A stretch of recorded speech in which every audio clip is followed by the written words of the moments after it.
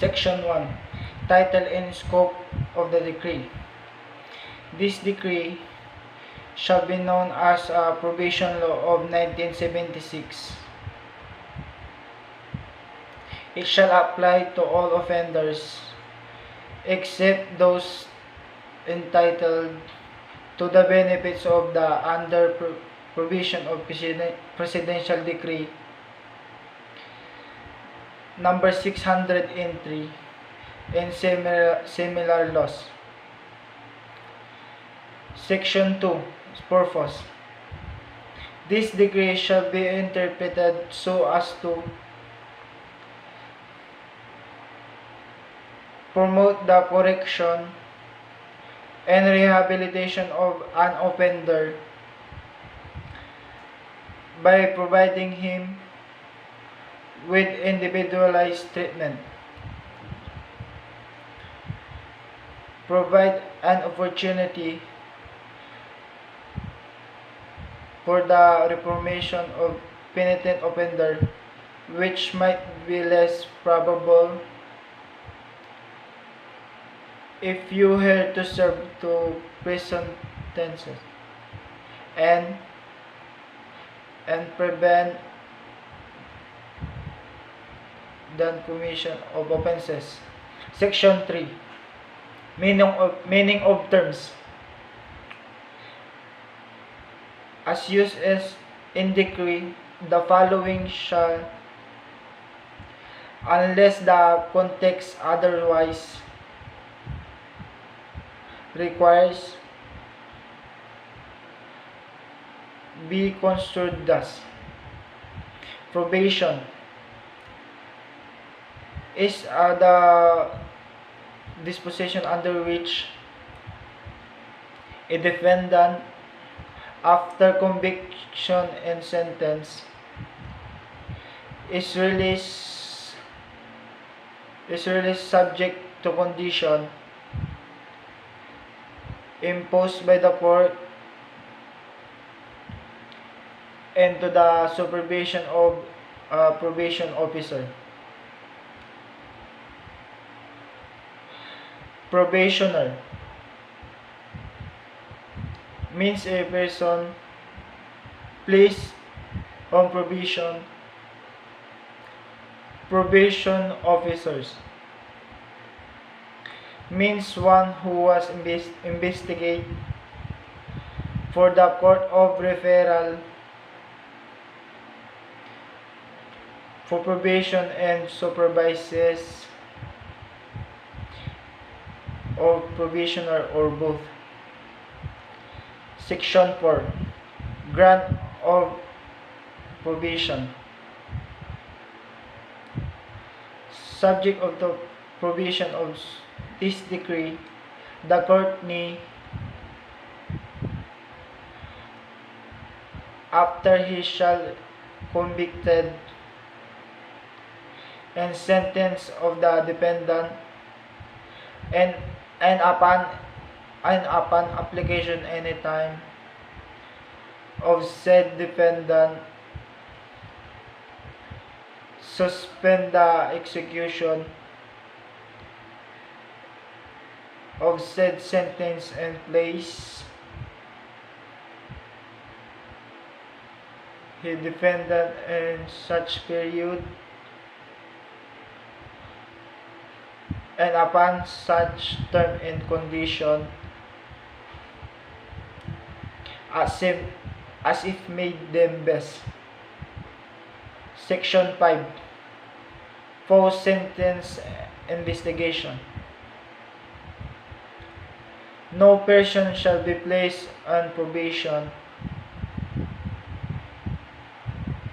except upon prior investigation by the probation officer in determination by the court that the end of justice and the best interest of public as well as that of the defendant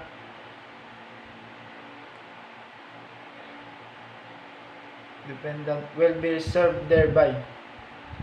Section 6. Form an investigation report.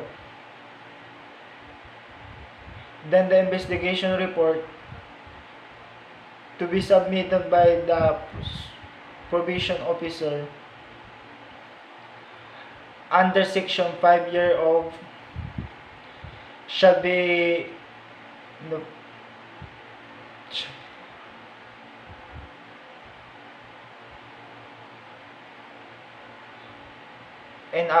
and approved by Secretary of Justice. Section 7. Period for submission of an investigation report. The probation officer shall be submitted the investigation report of an independent done later than 60 days from receipt of the order of court to conduct the investigation. The court shall receive the petition of probation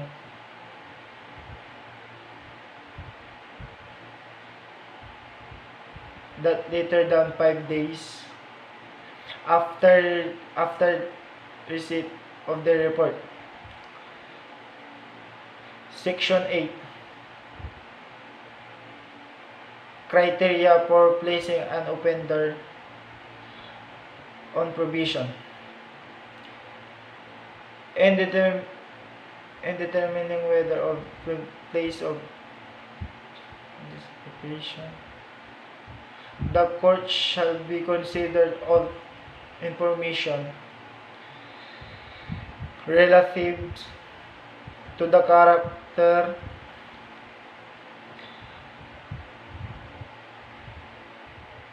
antecedents, environment, mental and physical condition of the offender, available institutional and community resources. Probation shall be denied if the court find that the offender is need a correctional treatment that can be provided mostly effectively by his commitment to an institution. There is an juris that during the period of probation, the offender will be commit another crime. Probation would appreciate the seriousness offense committed. Section 9. Disqualified offenders. The benefit of this decree shall not be extended to those sentences to serve a maximum term of an imprisonment more than 6 years. Convicted of any offense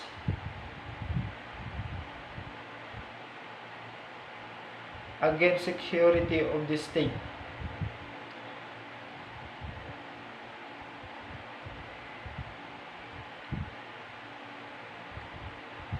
who has previously convicted by final judgment of by offense punished by imprisonment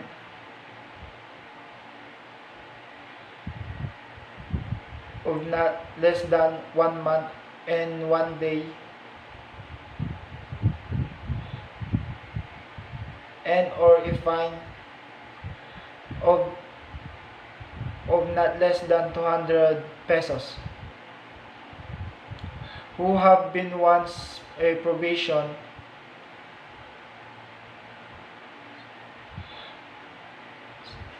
under provision of this decree, who was serving this sentence at that time of the supervision of this decree became applicable, pursue the 33 year of Section 10 Condition of Probation.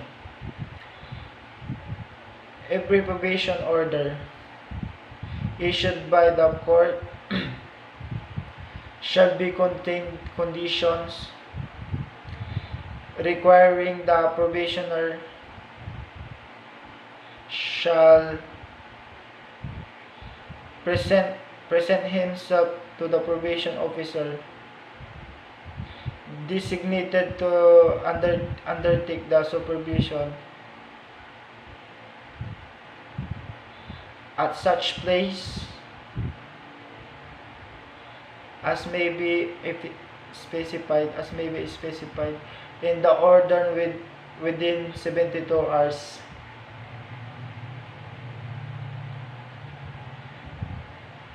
from receipt of his order. He report the probation officer at least once a month at such time and place specified by said officer. The court may also require the probationer to cooperate the program of supervision, meet his family's responsibilities,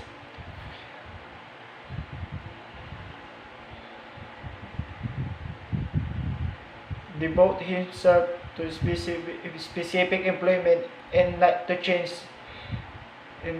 said employment without the prior written approval